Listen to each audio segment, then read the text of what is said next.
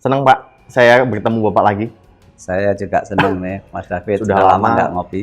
Betul, sudah lama juga nggak lihat Pak Chip maintenance ya. Iya. Halo Sobat Bisnis, bertemu lagi dengan saya David Eka Setiabudi dalam program Jorgi, Pojok Energi, podcast spesial dengan tema-tema energi. Tamu Jorgi hingga saat ini orang-orang atau stakeholder yang memang mumpuni di bidangnya dan punya tanggung jawab untuk mengelola energi nasional. Di depan saya ada Pak Dwi Sucipto, Pak Cip, Kepala SKK Migas. Apa kabar Pak? Alhamdulillah Mas David, baik-baik. Sehat nggak Pak? Ya, alhamdulillah. Ya, terima kasih sudah menjadi tamu bisnis kali ini Pak. Siap. Pak Cip, saya lihat meskipun pandemi, kesibukan Bapak ini kayaknya mirip-mirip dengan Satgas Covid, Pak.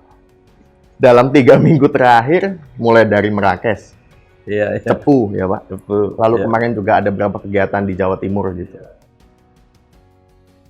Saya nggak bilang bahwa pandemi belum berakhir, tapi kita berharap pandemi berakhir. Pak Cip, kira-kira hulu migas untuk pasca pandemi seperti apa, Pak?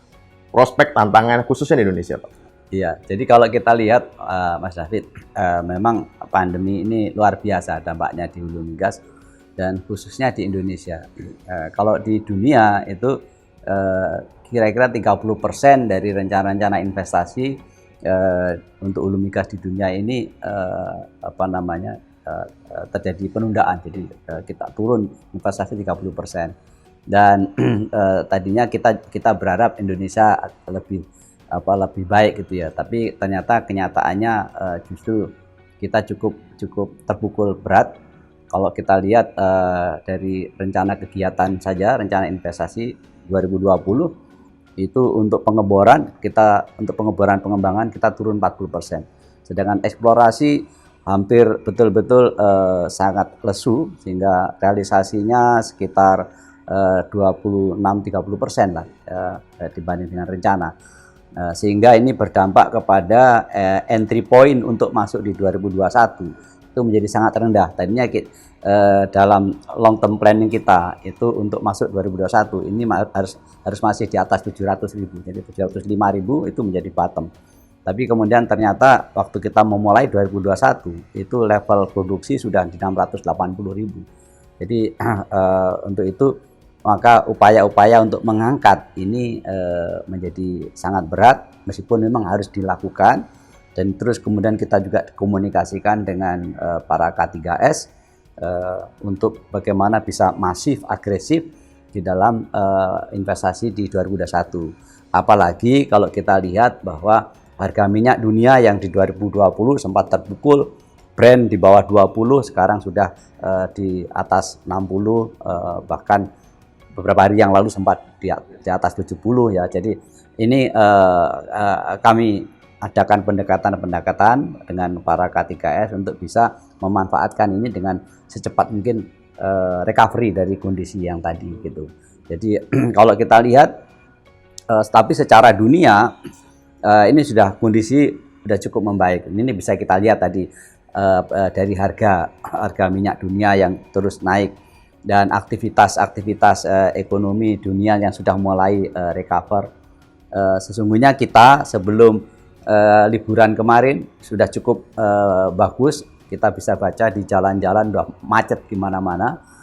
Tetapi ini kita masuk gelombang yang baru ini yang mungkin kita mesti harus hati-hati. Tapi kami lihat bahwa akibat dari pandemi itu secara keekonomian itu menjadi sangat sangat memukul keekonomian di berbagai wilayah kerja. Dan yang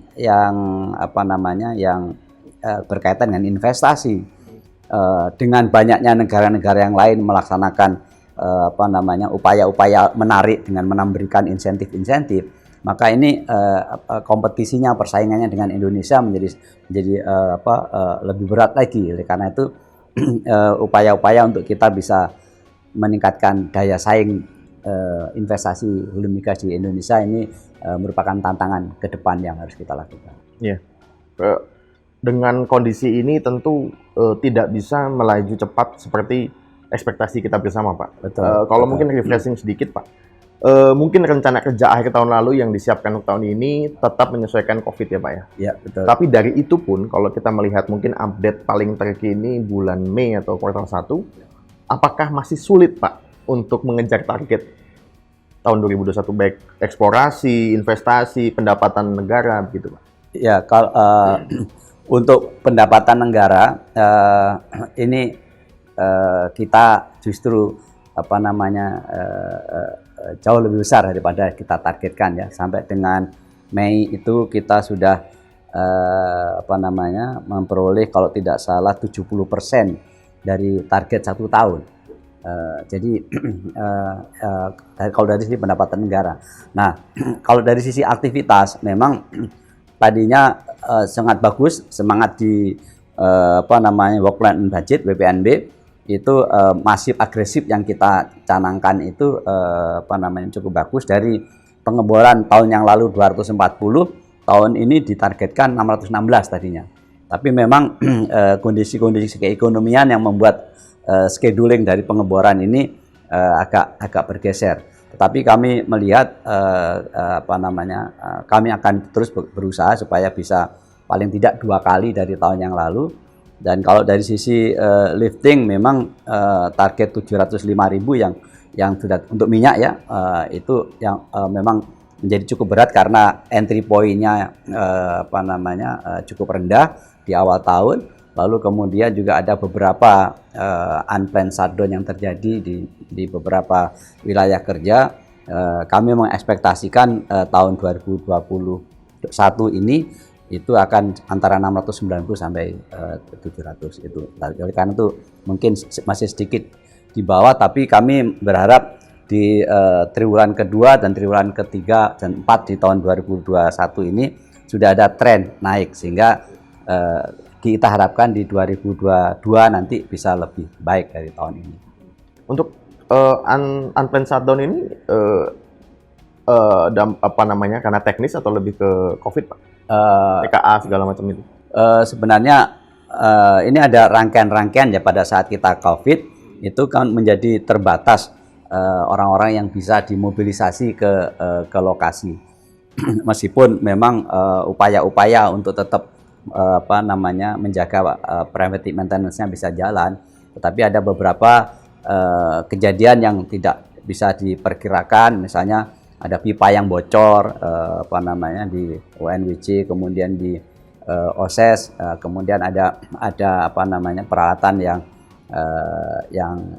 yang terbakar di WK koridor, dan juga ada trip di tangguh. Jadi ini yang membuat tekanan-tekanan yang di 2021 ini menjadi cukup besar. Iya. Terlepas dari tekanan, ada kabar baik, Pak. Campaign Bapak SKK Migas mengenai meningkatkan keekonomian di blok legendaris Mahakam. Meskipun cukup lama, Pak, akhirnya keluar juga tuh barang. Alhamdulillah. Ya, Itu sorry, untuk Mahakam sendiri ini insentifnya revisi PIC atau PMK, Pak? Ada 2 hal sih. Jadi dari Kementerian SDM juga ada revisi mengenai insentif FTP-nya, kemudian depresiasi yang bisa yang dipercepat, dan kemudian yang berikutnya adalah juga insentif berkaitan dengan split gitu ya, karena itu masih di kewenangan Kementerian SDM. Nah, dari Kementerian Keuangan sudah keluar pertama mengenai PMK nomor 140 ya 2020-2019 yang mengenai pemanfaatan barang milik negara. Jadi kalau dulunya ini harus disewa gitu dengan teknologi yang sesungguhnya sudah 20-30 tahun ketinggalan gitu ya, Nah, ini sudah ada kelonggaran dan itu sudah diserahkan ke Kementerian SDM dan SKK. Nah, tentu saja ini harus kita manfaatkan untuk justru meningkatkan produksi atau mensupport produksi minyak dan gas. Kemudian ada PP nomor 05 2020 yang mengenai penyelenggaraan perizinan usaha tentang pelaksanaan sisa komitmen pasti. Jadi kalau yang dulu sisa komitmen pasti adalah menjadi hutang yang harus dibayar. Nah, dengan PP ini sekarang bisa digunakan untuk investasi di eksplorasi dari open area di open area. Terus kemudian ada PP 48 2020 itu tentang pembebasan PPN LNG. Jadi kita masih terus berharap dalam upaya untuk meningkatkan keekonomian lapangan dari misalnya DMO price. Jadi kalau sekarang kan DMO price kan masih dikenakan. Dari investor-investor besar sangat berharap untuk pembebasan branch profit tax misalnya gitu ya, dan beberapa tax holiday maupun keringan-keringan perpajakan yang lainnya. Iya. Kalau saya jadi tetangganya Mahakam, Pak, saya juga mau, Pak. Maksudnya bahwa insentif ini menggairahkan K3S atau operator.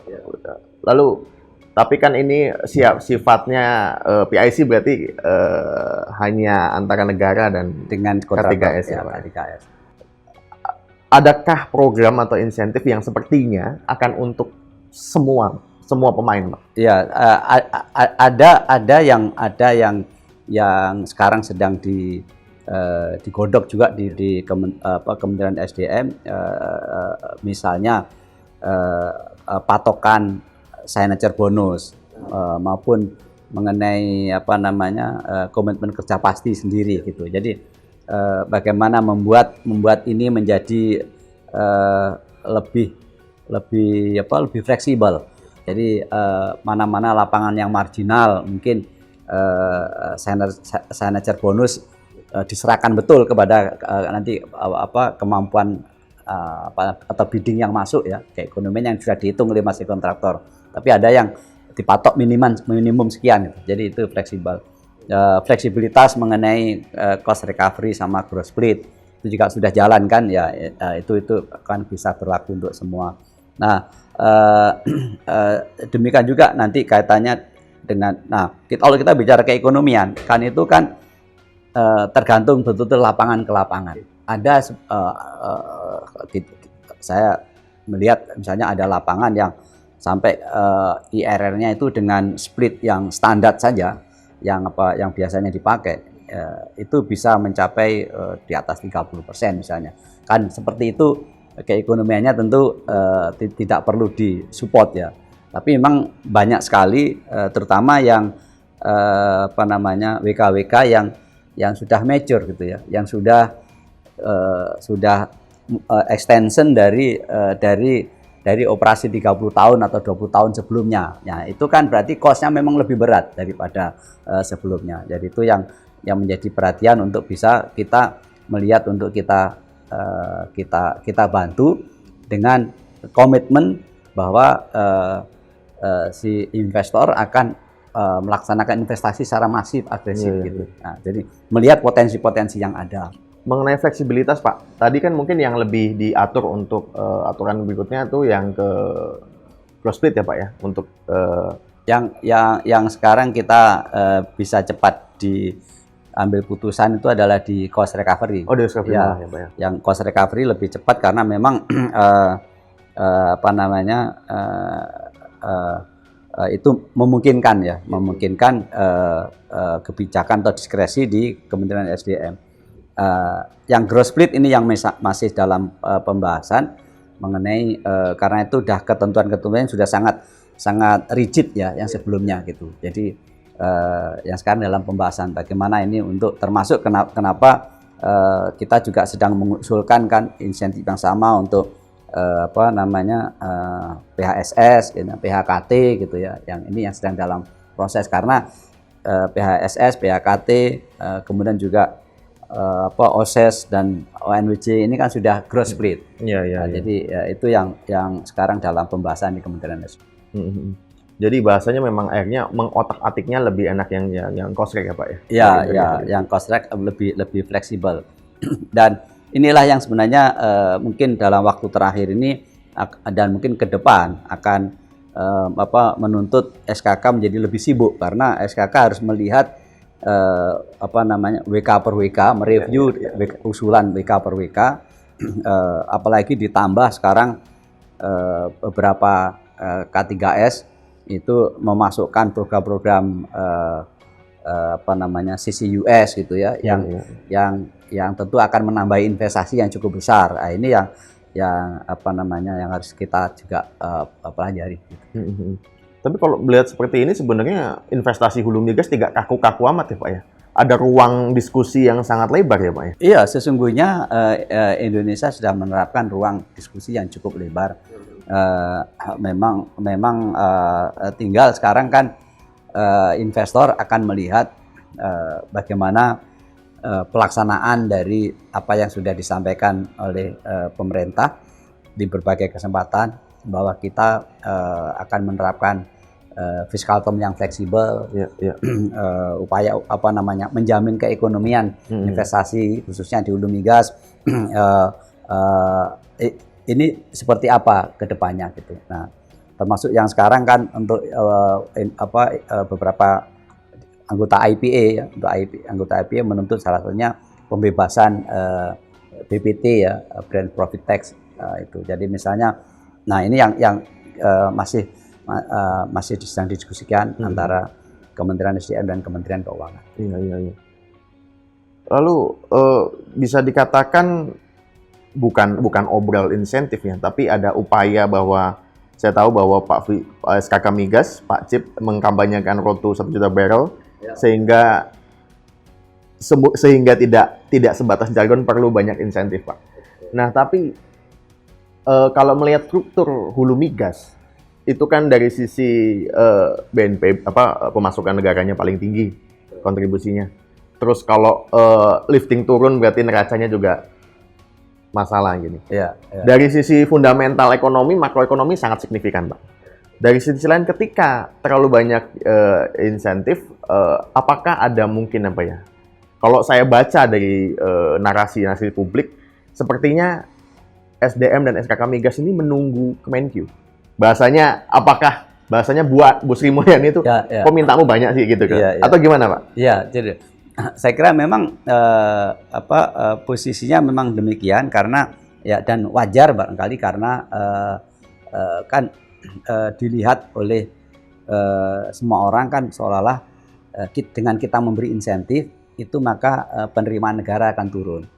Padahal yang selalu kita dorong itu adalah dengan insentif diberikan, maka yang tadi potensinya itu tidak ekonomis untuk diambil, ini menjadi ekonomis. Maka di dalam usulan-usulan yang kita bawa bukan malah menurunkan penerimaan negara, tetapi justru akan potensi kenaikan penerimaan negara. Seperti misalnya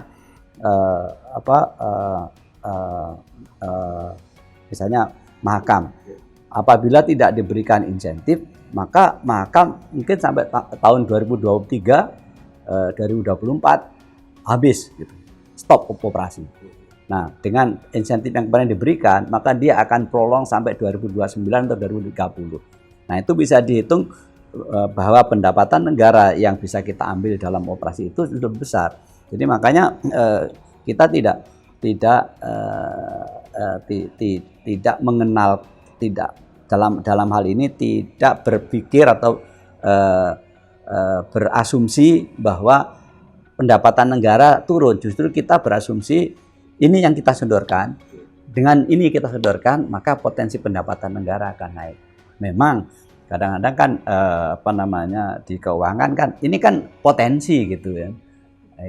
Ini kan baru potensi gitu. Jadi di sanalah memang dibutuhkan baik dari SKK maupun tentu saja Kementerian SDM untuk meyakinkan beliau bahwa potensi ini real gitu. Jadi ada hitung-hitungannya gitu. Nah, itu. Jadi eh, ya misalnya nanti apapun, apakah itu DMU price misalnya ya, karena dengan DMU price KTKS akan bisa menerima pendapatan dari produk yang dijual tadi dengan harga yang lebih tinggi, revenue akan naik dan sebagainya. Kemudian setelah itu dan kalau kita bicara yang 1 juta target 1 juta barel per hari tadi, itu juga didasarkan atas potensi-potensi yang ada di sana. Jadi kalau misalnya dengan keekonomian yang ada, kita hanya bisa merecovery cadangan kita, ya, itu katakanlah paling tinggi 30%. Tapi dengan kita EOR, kemudian dengan yang undeveloped field, Iya. yang ada gitu ya Pak ya, maka recovery-nya bisa 40%. Nah, perbedaan 10% itulah yang akan dipakai untuk membalas insentif yang diberikan itu. Iya. Dan sepertinya memang industri pendukung migas juga mungkin pipa baja segala macam menggeliat ya Pak ya? Ya, jelas pasti dengan demikian insentif akan naik dan misalnya kalau kita sebut ya gross revenue kita, kalau kita bisa bicara insentif investasi kita katakanlah 12 billion itu kan sekitar 160 triliun lebih setahun, ya toh. Jadi itu yang kita dari investasi. Kalau kita lihat gross revenue, di revenue kita 300 triliun lebih, kalau dari let's say tahun yang lalu 21 billion US dollar kan, itu kira-kira 300 triliun. Dan dari 300 triliun itu sekitar 8 billion lebih, berarti 120 triliun itu untuk peredaran untuk biaya ya, cost yang keluar di cost recovery. Nah, dari situ ada 60%-an adalah TKDN. Jadi berarti kira-kira 0,6 kali 12 kira ada 60-70 triliun yang beredar tiap tahun bagi pengusaha-pengusaha dalam negeri sendiri untuk memanfaatkan industri hulu migas. Nah, dari situ kalau tahun yang lalu kan penerimaan negara kan 8 billion US dollar, 120 triliun sebagai penerimaan langsung net. Jadi itu Mas. Jadi sesungguhnya ya sektor ini sangat sangat vital perannya dalam baik pertumbuhan ekonomi, kemudian dari sisi kapabilitas atau kapasitas nasional ya, TKDN ya, seperti itu. Kalau melihat seperti ini, saya pedalaman sedikit Pak. Tadi kan Bapak nyebut bahwa ke depan nggak cuma Mahakam, tapi kalau saya lihat dari paparan SKK Migas itu, kalau ngelihat dampaknya tidak dan dengan insentif, itu kan melompatnya jauh sekali Pak, sampai 2029 kalau Bapak tadi bilang Mahakam. Tapi kalau dengan kalkulasi SKK Migas dengan insentif semacam ini, dukungan semacam ini, membuat target 1 juta barrel itu semakin dekat Pak. Dalam artian kan bahwa campaign 1 juta barrel ini 2030 kan tidak lama lagi ya Pak ya? Iya, betul. Jadi bisa dikatakan bahwa nilai real dari insentif ini akan mendorong berapa barrel gitu Pak? Iya. Produksi atau? Ya, jadi memang kita bicara mengenai insentif di samping Mahakam yang sudah diberikan dan itu adalah BUMN ya, Pertamina. Tapi sesungguhnya swasta juga sudah, seperti misalnya Medco di Medco Natuna proyek Korel itu juga sudah mendapatkan tambahan insentif. Jadi ini tentu saja berikutnya kan kita lihat terus ya, lihat pokoknya sebagaimana arahan Pak Menteri kan, kalau di sana memang ada potensi tambahan yang bisa dijanjikan, ya itu menjadi perhatian kita untuk bicara masalah insentif. Jadi kita fokus pada ada tambahan insentif yang dijanjikan, tambahan produksi atau lifting yang dijanjikan, maka atau potensi tambahan cadangan itu menjadi faktor-faktor yang kita akan perhatikan untuk bisa kita review dan kita usulkan nanti tentang insentif tadi gitu ya. Nah, kemudian bicara mengenai upaya untuk menuju 1 juta.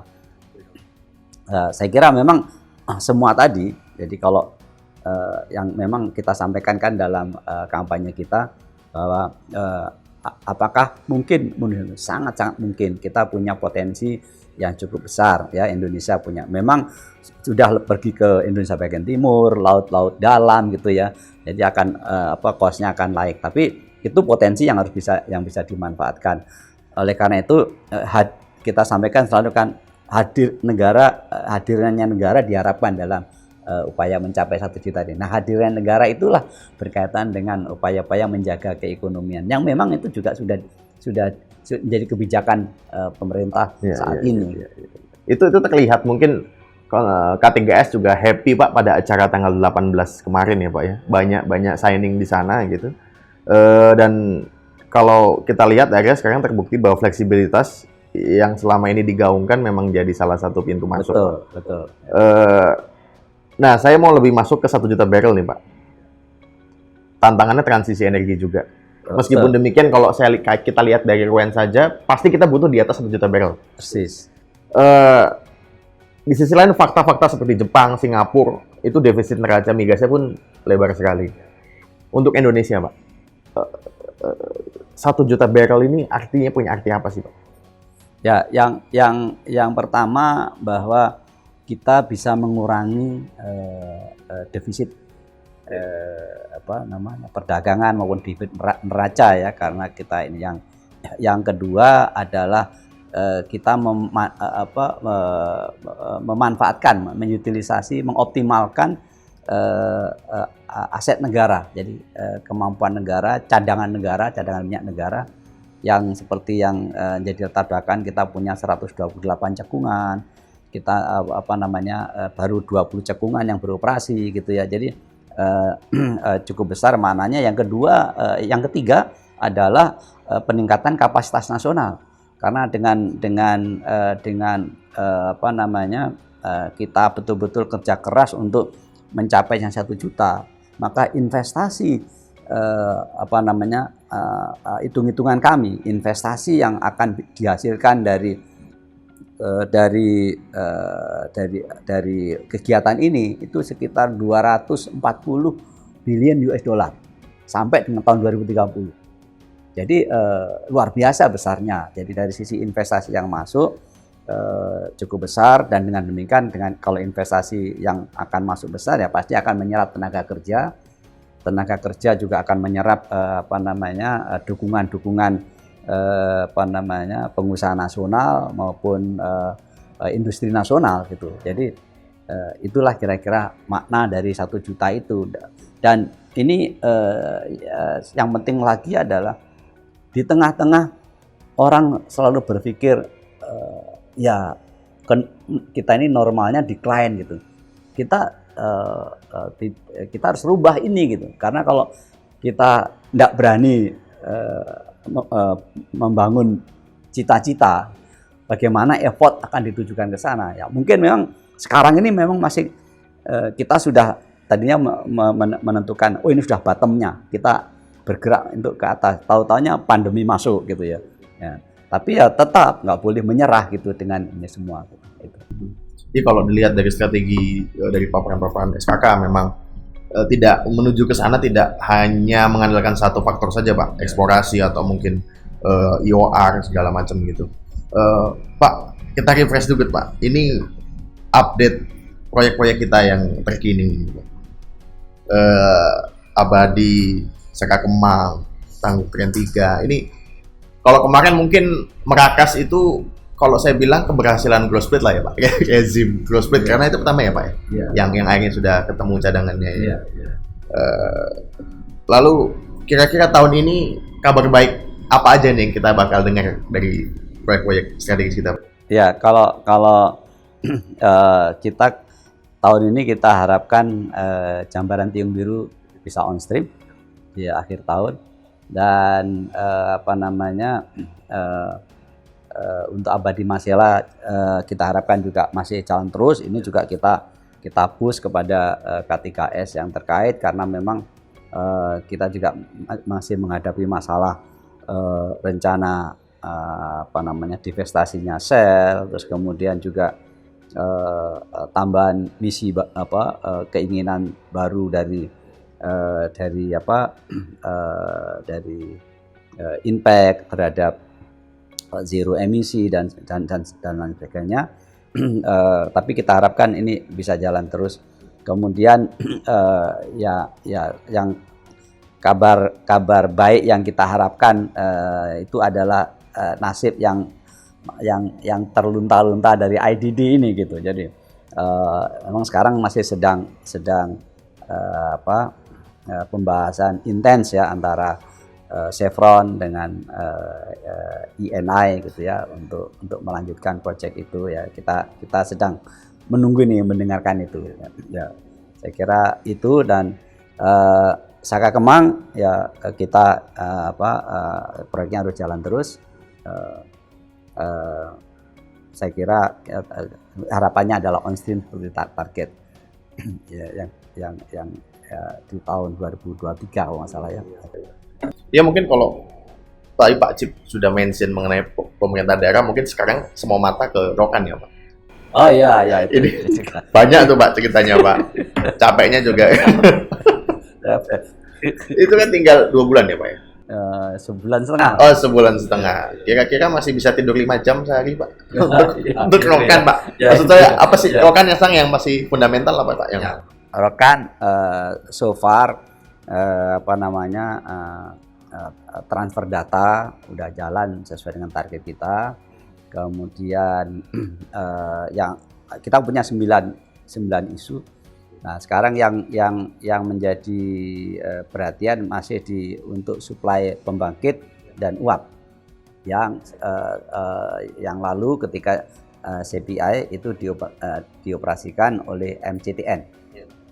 Jadi ini yang sekarang masih kita desak untuk siapa yang akan mengoperasikan lebih lanjut. Dan di satu sisi Pertamina sudah membuat kontrak untuk suplai listrik dan uap itu oleh PLN. Banyak sekali memang. Itu saya kira yang nextnya adalah persiapan untuk chemical EOR yang dulu sudah cukup lama zaman CPI dilakukan studi dan ini kita berharap akan segera kita bisa masuk pilot project. Dan kita harapkan PUD juga untuk EOR Minas diharapkan kita targetkan di November nanti sudah bisa disetujui PUD-nya untuk EOR, dan kita harapkan itu menjadi momentum baru untuk keyakinan kita akan tambahan produksi dari EOR. Iya, jadi ini juga sudah kami konsultasikan juga ke Pak Menteri SDM, dan arahan dari pemerintah adalah bahwa ini akan langsung dibahas dalam undang-undang migas yang setelah oleh MK dibatalkan di tahun 2012 ya. Dan hari-hari ini sudah ada juga desakan dari parlemen juga untuk segera memasukkan, meskipun ini memang belum masuk dalam listnya proleg, tapi malah energi baru terbarukan yang masuk juga. Jadi memang pelaku hulu migas tentu saja sangat mengharapkan segera bisa didudukkan undang-undang migas ini, karena dengan ada ini mereka akan selalu bertanya dan mengangkat isu kepastian hukum gitu, karena sekarang berkontrak dengan lembaga yang istilahnya lembaga sementara dulu kalau menurut keputusan MK. Jadi ini sudah mulai kelihatan, dan sekarang kita pun juga sudah mulai mengumpulkan aspirasi para ahli. DPR juga demikian. Nanti dengan kita dapatkan seluruh aspirasi, kita kita diskusikan dengan Kementerian SDM frameworknya seperti apa. Pak Cip, terima kasih.